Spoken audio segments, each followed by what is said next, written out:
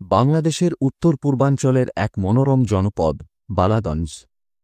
সিলেট জেলার এই ঐতিহাসিক উপজেলাটি শুধু তার প্রাকৃতিক সৌন্দর্য নয়, বরং সমৃদ্ধ ইতিহাস, সংস্কৃতি ও কীর্তিমান মানুষের কারণে বিশেষভাবে পরিচিত।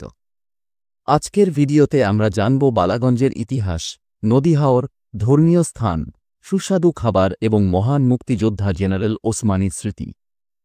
সিলেট বিভাগের একটি ঐতিহাসিক জনপদ বালাগঞ্জ।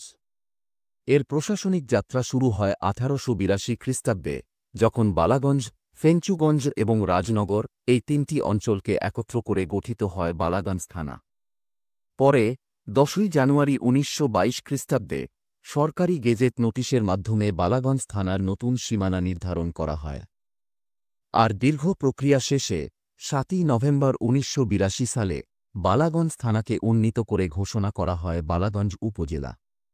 এই দীর্ঘ পথচলা শুধু প্রশাসনিক নয়, এটি ছিল একটি জনপদের উন্নয়নের ইতিহাস। তবে বালাগঞ্জ নামটি নিয়ে নানা জনশ্রুতি আর কৌতূহলের গল্প আছে। একটি মত বলে এখানকার স্থানীয় কুশিয়ার থেকে নদীর নাম হয় কুশিয়ারা, আর সেই নদীর তীরে গড়ে ওঠা অঞ্চলটি একসময় ছিল কুশিয়ার কুল। আরেকটি জনশ্রুতি মতে বালাগঞ্জ বাজার এলাকায় ছিল হিন্দু ধর্মীয় স্থান মদনমোহন জিউর আশ্রম।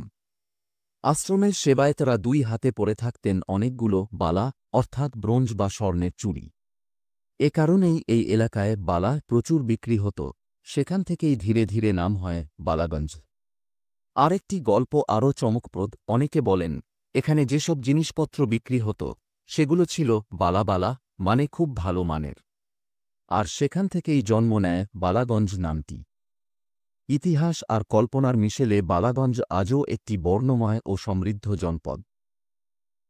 ব্রিটিশ আমলে এটি ছিল গুরুত্বপূর্ণ প্রশাসনিক ও ব্যবসায়িক কেন্দ্র। বহু প্রাচীন জমিদার বাড়ি ও মসজিদ আজও অতীতের সাক্ষ্য বহন করে। এই অঞ্চলে মুসলিম সুফি সাধুগণ ইসলাম প্রচার করেন।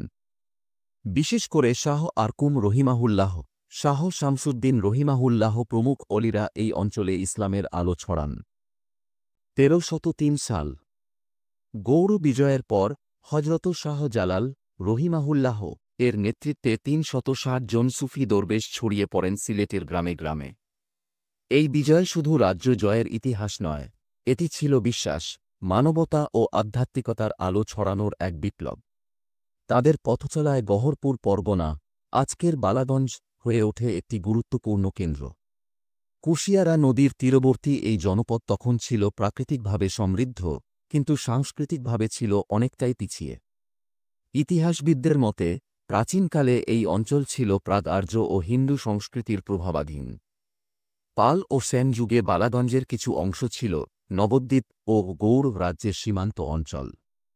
মৌখিক ইতিহাস ও লোককথা অনুসারে বালাগঞ্জের পূর্বাঞ্চলে ছিল এক শক্তিশালী হিন্দু জমিদারের দুর্গ, যেটি পরবর্তীতে ইসলামী দাওয়াতি আন্দোলনের কারণে ধ্বংসপ্রাপ্ত হয়। আজও শিওরখাল, চাঁদপুর ও দক্ষিণ কালীগঞ্জে কিছু প্রাচীন স্থাপনার ধ্বংসাবশেষ তা সাক্ষ্য দেয়। হজরত আজিজ চিশতি রহিমাহুল্লাহ, শাহ আলাউদ্দিন রহিমাহুল্লাহ, শাহ কালা মিয়া ইরানি রহিমাহুল্লাহ ও শাহ সুলতান রহিমাহুল্লাহ এর আগমনের পর বালাগঞ্জের মাটি হয়ে ওঠে ইসলামের শান্তিপূর্ণ বাণীর মশাল। তাদের হাত ধরেই গড়ে ওঠে মসজিদ, মাদ্রাসা ও খানকাহ, যার মধ্যে অন্যতম হল গহরপুর জামেয়া ইসলামিয়া হোসাইনিয়া মাদ্রাসা। এই প্রতিষ্ঠান 100 বছরেরও বেশি সময় ধরে ধর্মীয় শিক্ষা ও আধ্যাত্মিক চর্চার কেন্দ্র হিসেবে সুপ্রতিষ্ঠিত। তবে বালাগঞ্জের ইতিহাস শুধু ধর্মীয় নবজাগরণেই সীমাবদ্ধ নয়। 1971 সালের মহান মুক্তিযুদ্ধে বালাগঞ্জ পরিণত হয় এক সাহসিকতার প্রতীকে।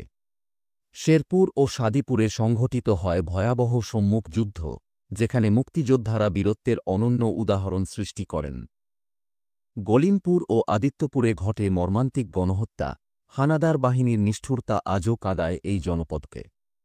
সলিমপুর ও আদিত্যপুরে মাথা উঁচু করে দাঁড়িয়ে থাকা গণকবর সেই ভয়াবহ ইতিহাসের নীরব সাক্ষী। সিলেট বিভাগের দক্ষিণ পশ্চিম প্রান্তে অবস্থিত একটি প্রাচীন ও ঐতিহাসিক জনপদ হল বালাগঞ্জ। এই থানায় মোট 6টি ইউনিয়ন রয়েছে, যেগুলো হল বালাগঞ্জ, পূর্ব গৌরীপুর, পশ্চিম গৌরীপুর, দেওয়ানবাজার, বোয়ালজুড এবং পূর্ব পৈলনপুর। প্রতিটি ইউনিয়নই আলাদা সংস্কৃতি, পরিবেশ এবং জনগোষ্ঠীর জীবনধারার প্রতিনিধিত্ব করে। বালাগঞ্জের উত্তরে অবস্থিত সিলেট সদর উপজেলা, দক্ষিণে রয়েছে মৌলভীবাজার জেলা এবং রাজনগর উপজেলা, পূর্ব দিকে রয়েছে ফেঞ্চুগঞ্জ উপজেলা, আর পশ্চিমে রয়েছে বিশ্বনাথ ও জগন্নাথপুর উপজেলা। এই চারপাশের ভৌগোলিক সংযোগ বালাগঞ্জকে করে তুলেছে একটি গুরুত্বপূর্ণ কেন্দ্রবিন্দু, যেখানে একাধিক জেলার সীমানা এসে মিলিত হয়েছে। বালাগঞ্জ উপজেলা সদরের সঙ্গে সিলেট শহরের দূরত্ব প্রায় ৩৭ কিলোমিটার, যা আধুনিক যোগাযোগ ব্যবস্থায় সহজেই অতিক্রমযোগ্য। এই জনপদের আয়তন প্রায় ৩৭৫ বর্গ কিলোমিটার অর্থাৎ ৩৭৫ বর্গ কিলোমিটার, যেখানে বাস করে প্রায় ৩,২০,০০০ মানুষের স্বপ্ন ও বাস্তবতা। বালাগঞ্জ কেবল একটি এলাকা নয়, এক বৈচিত্র্যময় মানুষের জনপদ। এখানকার প্রায় ৯০% মানুষ মুসলমান, প্রায় ১০% হিন্দু, আর বাকিরা অন্যান্য ধর্মাবলম্বী। সময় বদলেছে, বেড়েছে শিক্ষার হার, এসেছে নাগরিক ছোঁয়া। অর্থনীতি গড়ে উঠেছে কৃষি, ব্যবসা এবং প্রবাসী আয়ের ওপর। এই অঞ্চলের প্রাণবন্ত বাজারগুলোর মধ্যে রয়েছে বালাগঞ্জ, ময়না, মুরার, বোয়ালজুড, ইলাসপুর, আজিজপুর, গহরপুর ও মাদ্রাসা বাজার। এই হাটবাজার শুধু বাণিজ্য নয়, সাংস্কৃতিক সম্পর্কেরও কেন্দ্রবিন্দু। শিওরখালের ঐতিহ্যবাহী মেলা আজও বলে, বালাগঞ্জ অর্থের সাথে সংস্কৃতিরও জনপদ। ৬টি ইউনিয়ন, ৭০টি মৌজা ও ১২৮টি গ্রাম মিলে গড়ে উঠেছে এই বিশাল পরিবার, এক চিরন্তন সংগ্রাম ও সম্ভাবনার নাম বালাগঞ্জ। বালাগঞ্জ কেবল একটি জনপদ নয়, প্রকৃতির সঙ্গে মানুষের এক নিবিড় সম্পর্কের নাম। বুকে বইছে কুশিয়ারা নদী, যার তীরে গড়ে উঠেছে গ্রাম, বাজার আর অজস্র স্মৃতির গল্প, যেমন বালাগঞ্জের উত্তর পূর্বে কলুমা গ্রামের পাশে আছে চাতল বিল, বর্ষায় জলরাশি আর শীতে সোনালি ধানমাঠ। তেগরা, হুগলি, ধর্মিতা, কারচা আর হাইলার বিল, প্রতিটি যেন প্রকৃতির এক একটি কবিতা। এই বিলগুলো শুধু পানি নয়, কৃষকের আশ্রয়, মৎস্যজীবীর জীবিকা, আর প্রকৃতির নিঃশ্বাস। ভোরের কুয়াশা থেকে সন্ধ্যার পাখির ডাক, সব মিলে গড়ে ওঠে এক অনন্য সুর। হাওর অঞ্চলের অনেক এলাকা ৬ মাস থাকে পানির নিচে, আর বাকি সময় সাজে ধানে ভরা মাঠে। এখানকার মাছ, বিশেষ করে পুঁটি, চেংড়া আর শিং, লোকজ খাদ্য সংস্কৃতির অঙ্গ। যোগাযোগে রয়েছে ঢাকা-সিলেট মহাসড়ক, বালাগঞ্জ-তাজপুর ও বালাগঞ্জ-সুলতানপুর সড়ক।